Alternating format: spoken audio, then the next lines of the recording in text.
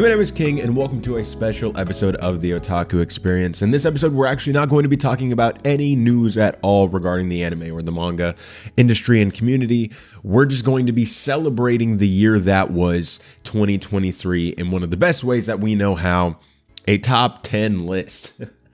For some reason, the internet decided that this was the best way to talk about whether it's video games or movies or TV shows or anime.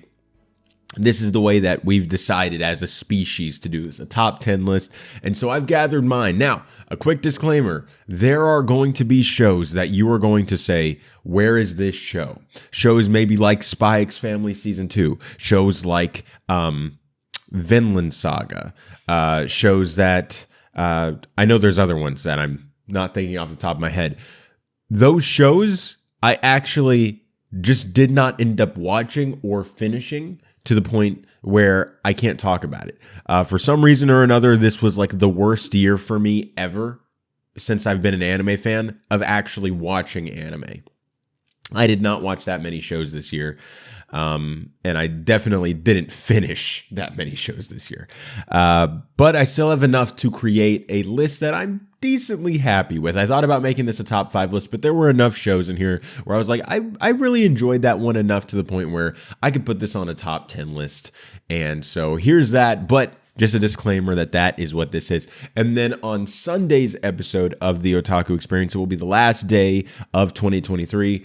In that episode, we're going to be talking about my most anticipated anime going into 2024. And I'm sure that the anime trending and anime corner rankings will have their seasonal winners. And then we'll actually start being in award season, not just in the winter anime season of 2024. So there's going to be a lot going on in the next few weeks. But just so you guys know, that's kind of the plan and where things are at right now. Hope you guys had a good holiday. This was a Christmas present right here. I got a few other Christmas presents back there. I had a good holiday, spent a lot of time with my girlfriend, spent a lot of time with my family, had a really, really fun time. I hope you guys did too. And let's have a good, happy new year. But first, let's talk about the year that was. And so starting at number 10, my 10th favorite anime of 2023. It's not a very big pool of anime, but here's number 10, Buddy Daddies. Now, I still really liked Buddy Daddies. It was a really fun show. It was one of my favorite shows. I think this came out in winter. This is one of my favorite shows in winter. And I know that a lot of other people actually really enjoyed it too. And so I hope to see, hopefully, some more people putting this on their list because this is a really fun show, in my opinion. This is a show that is a lot like Spy Family. It's an original anime, and I think that it was kind of written to kind of be spoofing on Spy Family a little bit. Like this little girl is basically Anya. You have her two dads who aren't in a relationship, but they're like friends, but they're both spies. And then they kind of just deal with that hijinks. And so, you know, it was like that, but I still found it really fun and really enjoyable. And it was, to me, just a really fun way to start the year. And it was one of my favorite, I think it was even like in my top 2 favorite shows of winter 2023. And so Buddy Daddies is number 10. At number 9 is The Magical Revolution of the Reincarnated Princess and the Genius Young Lady. Terrible title, pretty good anime. This show, while watching it, immediately it wasn't my favorite show of the year when I originally watched it, because, you know, in winter, only the shows that you watch in winter can be like your choices for the best show of the year, because no other anime has come out yet. But so at the time, I think Buddy Daddies was my favorite anime of the year. And as I was watching Magical Revolution, I was acknowledging that like a lot of the stuff in the show, like there was a lot more care and there was a lot more story elements that I knew I would relate to. And there was a lot going for it that to me, I really would have, you know, connected to, but while watching it, it didn't really hit me. It wasn't until the final episode when I really got what they were going for and what was going on here. And I was like, oh, wow. Because I started to think about it after it was done. And I was like, I really get what they're going for here, and I would be interested to rewatch it other than the fact that I don't have time. And so ultimately, I do think I like this show more than Buddy Daddies, but they're about the same for me, but they're two completely different genres. One's an isekai fantasy, serious political drama, and the other one's a spy comedy spoof of Spy X Family. You know what I mean? So they're not the same thing. They are pretty different. I'm losing my posters here. Okay, here's my posters. Okay, there you go. There's my poster of the It's a terrible title. Look at this title: "The Magical Revolution of the Reincarnated Princess and the Genie." Who signed off on this? Like, we gotta, guys. You couldn't just make it "The Magical Revolution" or maybe change the title. I don't know. I know they like to keep the titles of these mangas, or these light novels, depending on whatever this one was. But gosh, man, I mean, come on, marketing, please. So that's my number 10 and number 9. At my number 8, a more recent show that I think is going to be a lot higher on a lot of other people's lists. I think it's going to be a lot higher on a lot of your lists.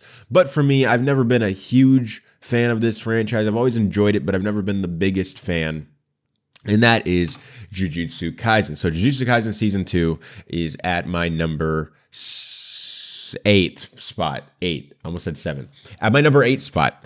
I enjoy this season a lot more than season 1. I still think that the movie Jujutsu Kaisen 0 was the best that it's been. And actually, the day that I'm recording this, Thursday, December 28th, I think, this is also when the finale aired of Jujutsu Kaisen Season 2, but also the announcement for, I think it's called Culling Games or something like that. It's the next arc.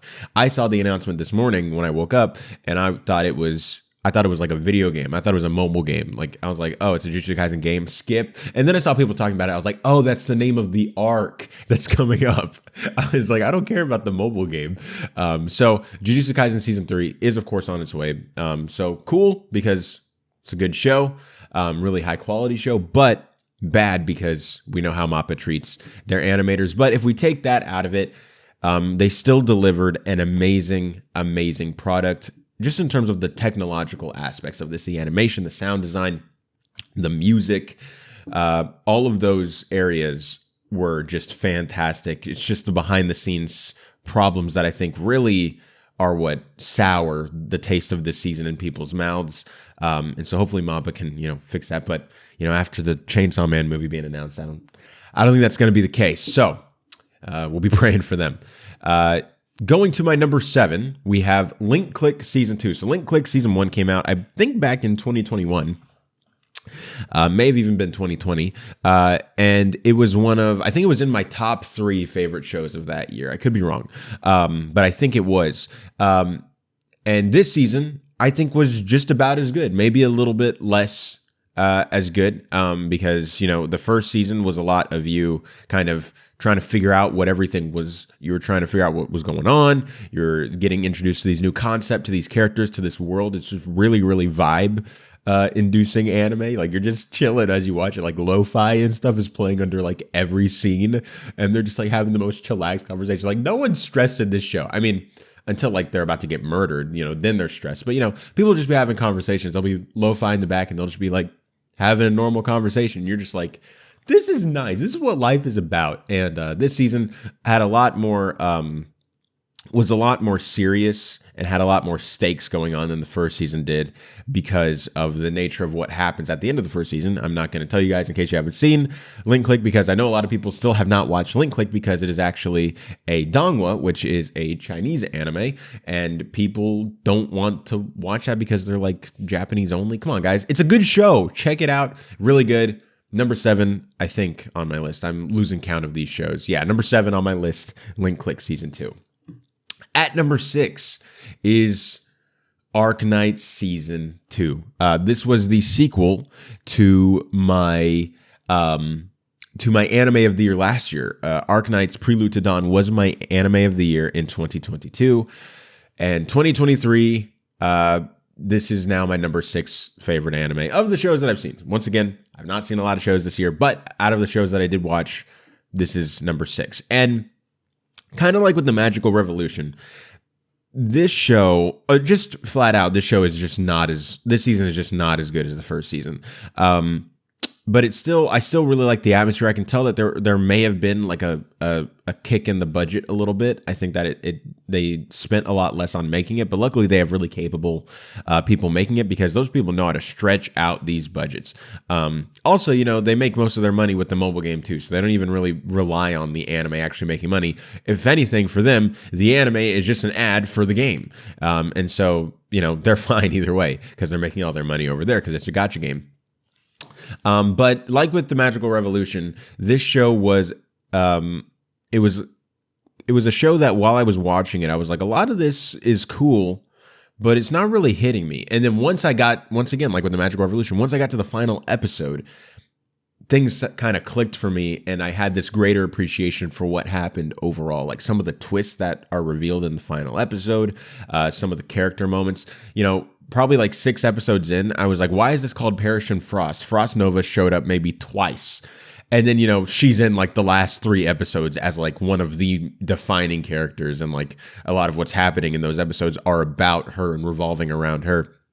And so it makes a lot more sense why that was the title. I'm excited for season 3. I'm hoping that it's more a lot like season 1 and not like season 2. But hey, season 2 is still good enough to be on my top 10 list. So, maybe that's not a bad thing. But after coming off of Anime of the Year to suddenly drop all the way back to number 6, it's a little bit of a disappointment, but it's still like an amazing show. It just came off of something that was just so awesome, at least to me. I loved season 1 so much. And so at number 6, we have Ark Knight's Perish in Frost.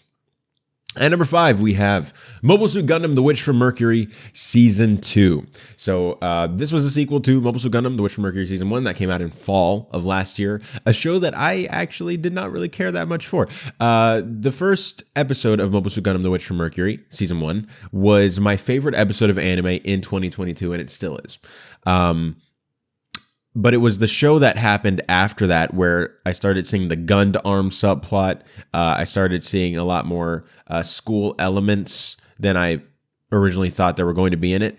And so it just didn't, it didn't really sit all that right with me. And it felt kind of anticlimactic in the finale, and some of the character development with Sulata in the finale of season 1 was kind of, to me, just like completely out of nowhere. Watching the second season, I really wish that they had aired these back to back, because I think splitting them in half really did a disservice to both, but particularly to the first half, because that's exactly what season 1 is. It is a first half. It is not its own season. And we've had seasons of anime and other shows and movies that have ended on cliffhangers before, but they can even have their own conclusions, and they can kind of stand on their own. To me, season 1 of The Witch from Mercury cannot stand on its own. It's a show that needs this second season to exist. And because they called it season 1 and season 2, it made it seem like they were their own separate entities. But I know that anime naming conventions are kind of just random and they aren't consistent. And so sometimes you'll have a studio say that something is a season. Sometimes they'll say it's a core. Sometimes they'll say it's a part 2. But I think choosing the name and splitting this off, 2 seasons after when the first season came out, it had been a long time since we'd seen these characters, since we'd seen everything. And the second part, I'm going to just call it the second part because that's what it is. This puts a lot of the other stuff in context. They're 2 halves to one whole. They're not 2 halves that can each stand on their own, but put them together and they're a greater piece. They are 2 halves that need each other. And so this season really put a lot of what happened in season 1 in a lot more context for me. I really began to appreciate what they were going for, and I really liked the commentary that they were making. And so I really ultimately ended up enjoying season 2 of Mobile Suit Gundam: The Witch from Mercury, and that is why it is number 5 on my list. At number 4, Oshi no Ko, the show that I still think, and we'll talk about this more as we get into the award season, but I still think that this is the front runner for the Crunchyroll Anime Awards. I think for the anime trending anime awards, I think we're looking at something different, and I'll get to that later because we haven't talked about that anime yet. But when it comes to the Crunchyroll Anime Awards, I think this is it. This one was the show, along with Attack on Titan and Jujutsu Kaisen, was the one that connected with the fan base the most. And I just remember seeing everything stop when Oshinoko premiered, and everything was about that. Even when Jujutsu Kaisen Season 2 started, there was a lot about that, but there were still people talking about other things. When Attack on Titan ended, a lot of people were talking about Attack on Titan, but people were still talking about other things. When Oshinoko happened, everybody talked about Oshinoko. And this was a show that even the premiere that everybody was talking about was a premiere that didn't even, connect with me all that much. I watched the first episode and I was like, well, that was really long, and kind of, I kind of predicted everything that was going to happen, 20 minutes in, and then it still went on for another hour and 10 minutes after that. But by around the halfway mark, I realized that I was actually starting to be invested in these characters and in this plot line going on. And then by the end, I loved these characters, and I was super excited to see what happens in season 2. I know what happens in the manga. If you don't know what happens in the manga, that's a good thing and a bad thing. But knowing what happens in the manga, I'm a little less excited to see where this goes. And if you know what happens in the manga, you know what I'm talking about. But that being said, we're talking about the anime. Oshinoko Season 1 is my number 4 anime of the year. At number 3, in our top 3, kicking off, we have Attack on Titan, the final season, the final chapter. So this would be the finale that just aired in November, and the other part that aired back in the spring season, or was it winter? It was one of those. And this wrapped up the final part. So I kind of have a little trouble calling this like an anime, but each episode was an hour. So I mean, it's like put them together. That's like a good 6 episode miniseries or something. I don't know. But finally Attack on Titan's over after all these years of them being like, okay, the final season. Okay, the final season part 2. Okay, the final season, the final chapters part 1. Okay. Guys, I swear. Final seasons, or Attack on Titan, the final season, the final chapters, the final chapter of the final chapters. Okay, there you go. It's over. And then finally ended. And so that in a way is nice. It was kind of cathartic. But yeah, I mean, I don't think that this season, the final season, it still is my favorite season of the anime. But I don't think it ended off as good as the other 2 parts. I think that Attack on Titan, the final season part 1, and Attack on Titan, the final season part 2 are just brilliant, breathtaking anime, and this was a solid conclusion. And so very cathartic for that. I think a lot of the emotions that came with it are what propels this so high up on the list, even though I think that there are, particularly with the final episode, there are some flaws that I have with it, but a very good ending to a legendary anime. Attack on Titan, the final season, the final chapters is my 3rd favorite anime of 2023. Going to number 2, these are the shows that I like. These are the different shows, okay? These are the shows that I straight up love. Like, everything else I like. This show, these 2 shows, I freaking love, okay? So, at number 2, where is it? It's Tengoku Daimakyo, or Heavenly Delusion. When this aired in spring, this immediately became my anime of the year. And I knew that it was going to at least be up there. I didn't think it was going to be this high up. And who knows, maybe it wouldn't have been if I had seen some other shows this year. But with what we have, it's still my number 2 favorite show of the year. This show is freaking brilliant. If you have not seen the show, watch it before season 2 comes out. Oh my gosh. I cannot wait for season 2. This show is just so good. The way that the twists unravel, the way that it's a lot more of a subtle commentary where it's not really talking about anything that's happening today, but it's doing more thought experiments or a thought exercise with some of these plot lines, where it's just trying to, in my interpretation, it's just trying to get like the audience to think about these things and like think about these moral dilemmas that are going on. And I really, really love that type of stuff. Packing it up in sort of a Last of Us type box, the apocalypse, you have 2 people go into a place. One of them is like more important than the other, that type of thing in the apocalypse. Pretty cool, really fun stuff. Tengoku Daimakyo is my 2nd favorite anime of the year. So I know you're probably wondering, Israel, what is your anime of the year? And if you've been paying attention, you probably have guessed what my favorite anime of the year is. And it's Frieren Beyond Journey's End. Frieren is a show that throughout the year, as we talked about it on the Otaku Experience, looking at the marketing, looking at the trailers, looking at the synopsises, and seeing the excitement before it, I made a prediction that it was going to be one of, if not my favorite anime of the year. And color me green like this poster because it is my anime of the year. Now, there is an asterisk next to this, okay? Technically, Tengoku Daimakyo is my favorite full anime of this year. The reason why there's an asterisk is because this show is not over. This show is only halfway over. It continues into winter, and it will end in March. So half of it is in 2023, half is in 2024. So there's an asterisk next to it. But because I haven't seen that many shows, I'm going to give it a pass. And because I love it, and to me, it's by so much far and away, even ahead of Tengoku Daimakyo, this is my favorite anime of the year. I love what is going on in this show, the character study, just the production quality. This is something that you don't see a lot in anime. For example, it's a small detail that I'm sure most people didn't notice, that most people don't care about, but to me is a huge thing. I love musical scores. Not like musicals, like The Greatest Showman. I mean, I love musicals, but I'm not talking about that. I mean, like, I love the scores to these shows and to movies. I love the orchestra music that tells the story through music. And this show does it in a way that you don't see a lot in anime. Usually anime will have just like a happy track or a sad track or a funny track, and they'll just pop that track in at every moment. This anime has leitmotifs.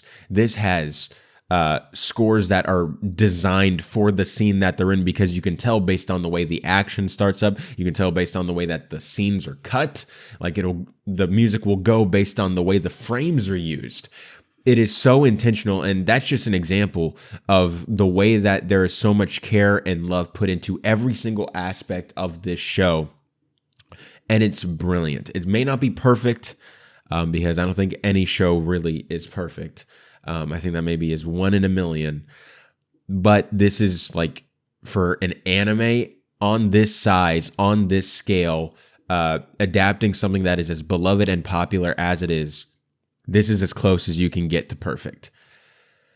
And I cannot wait to see where this show goes. I'm already excited for season 2, and season 1 hasn't even ended. So Frieren Beyond Journey's End is my favorite anime of 2023. So going back to the top, going through it all one more time. At number 10 is Buddy Daddies. At number 9 is The Magical Revolution of the Reincarnated Princess and the Genius Young Lady. At number 8 is Jujutsu Kaisen Season 2.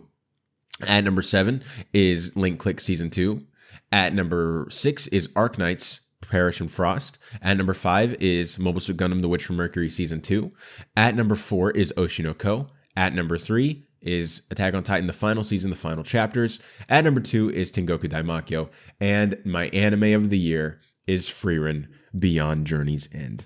And guys, that's going to do it for this really short special episode of the Otaku Experience. I just wanted to celebrate this year in anime. I'm hoping to definitely watch more anime next year. But I think honestly, you guys want to know my opinion? I think it was the documentary. So if you guys don't know, I made a documentary back in 2022, at the end of 2022. I spent about 18 months working on it. And by the end of it, I was burnt out and just exhausted. And that's when the winter season started. And the fall season had ended, so instead of taking a break, I immediately went into, after spending 18 months working on this documentary, while also doing my actual job and also doing just my normal YouTube channel at the time, because we weren't doing the Otaku Experience yet, I then went into doing the fall 2022 anime and spent about a month working on that. And it was 2 parts. It was super long. It was like 2 hours. And then after that, I took a break. I told my audience I needed to take a break. And that break even included me just not watching anime. And so I got behind. And it got to the end of the winter season, and I was binging stuff and trying to make that video. And because I was binging stuff, I missed the start of the spring season. And so then I was behind on the spring season. At the end of the spring season, I started binging stuff. And at the end, and because I was doing that, I missed the beginning of the summer season. And that cycle just continued throughout the entire year. So I'm stopping that. Okay? Whatever anime I have not watched by the end of this year, or that I'm not in the process of watching, I'm just kind of giving up on it unless there's a reason for me to come back to it. Like, so I know that Spy X Family, the movie's coming out, so I'll have to watch that.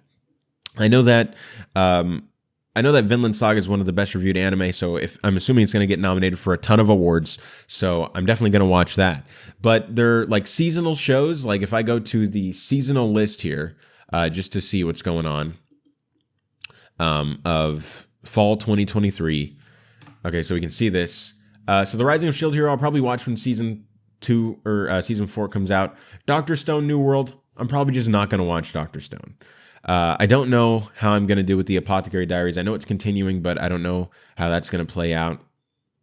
Tokyo Revengers, probably not going to watch. Our Dating Story, not going to watch. Ragnar Crimson, I don't know if I'm going to watch. And that's just kind of happened because I realized, looking at the pattern of everything, if I try to binge everything and catch up again, I'm not going to be able to properly cover the next year of anime like I wasn't able to do it with this year of anime. And I don't want that to be the case, so I'm putting my foot down. I may have missed some great shows in this year, but I don't want that to cause me to miss great shows next year. And so that's kind of what we're doing. And like I said, things like The Rising of Shield Hero Season 3, I know Season 4 is coming out. I know the movies of Spy Family is coming out. I know that Eminence of Shadow will probably get a Season 3. The Apothecary Diaries, maybe. I'm already in the process of watching 100 Girlfriends, so I'll keep watching that. But trying to start new shows, unless there's like the biggest demand ever for it, or if there's a new season coming out, I'm not going to watch. And I have to do that for myself. But anyways, guys, that's going to do it for this episode of the Otaku Experience. Yeah, like I said, we're going to get back to, on the Sunday episode, we're going to be talking about my most anticipated anime of the next year that we at least know of. Because you know how anime announcements are. But we're also going to be looking at, because I assume that they're going to be coming out, we're going to be looking at the anime trending seasonal rankings, like the final like fall season rankings, and start talking about what could potentially be your front runners going into the anime trending review. Oh, I didn't even talk about what my front runner is for the anime trending awards. It's Freerun. There you go. All right. Freerun is my front runner for the anime trending because that's usually based more on quality, whereas the Crunchyroll anime awards are based more on popularity. And I think that's going to be Oshinoko, possibly Attack on Titan or Jujutsu Kaisen, but I'm thinking it's going to be Oshinoko, but we'll see how I feel when we get closer to that. But anyways, guys, we'll talk about that some other time. And that's going to do it for this episode of the Otaku Experience.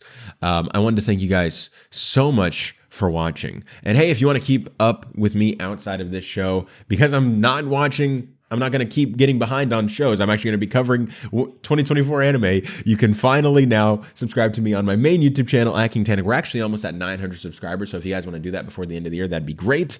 You can follow me on Instagram at Kingtanic, or you can follow me on Twitter at Kingtanic Israel. And hey, if you're new to the Burnettwork, consider sticking around. We have some great shows for you to watch every single day, including, but not limited to, Robservations, Ladies of the PGS, Midnight Musings, K-Pasa PGS, Architects of Imagination, Let's Get Physical Media, and of course, the Otaku Experience, all of those shows, and much, much more.